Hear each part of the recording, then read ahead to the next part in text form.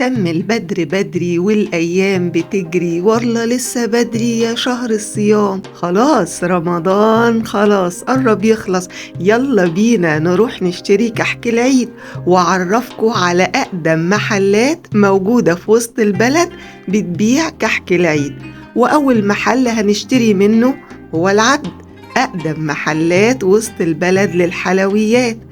والعبد بدأ مسيرته منين؟ من قلب القاهرة، يعني من وسط البلد، سنة 1974. كان أول فرع ليه موجود في شارع طلعت حرب، ودي كانت البداية الحقيقية لتاريخ العبد اللي حفر اسم كبير في صناعة الحلويات الشرقية والغربية والمخبوزات والآيس كريم.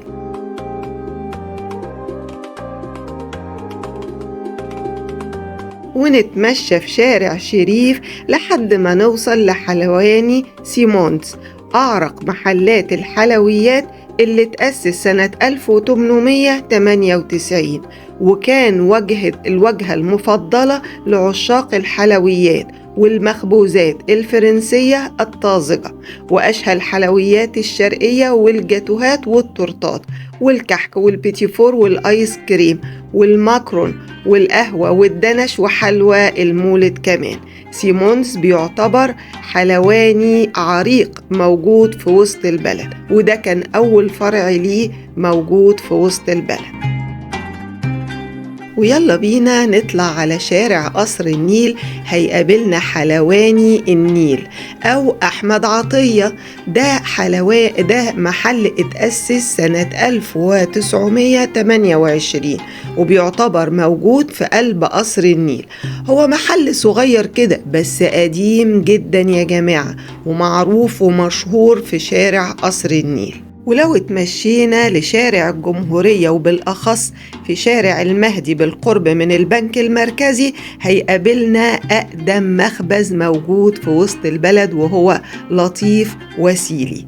لطيف وسيلي بيعد من أقدم وأشهر مخابز القاهرة، وبيعتبر أول مخابز القاهرة اللي قدمت الخبز الأفرنجي والفينو لسكان القاهرة.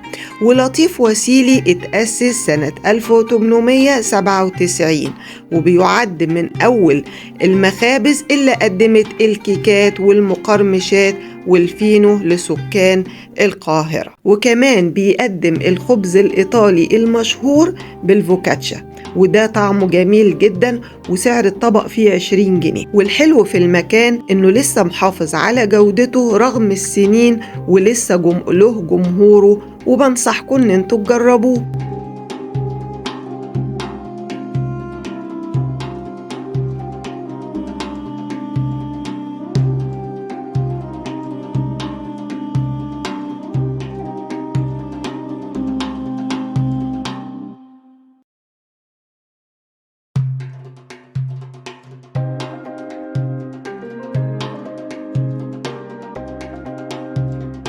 وفي نهاية جولتي أتمنى ليكم عيد سعيد، ويا رب تكون جولتي عجبتكم.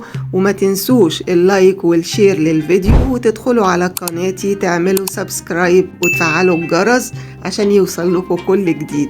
وأشوفكم بجولات جديدة. باي باي.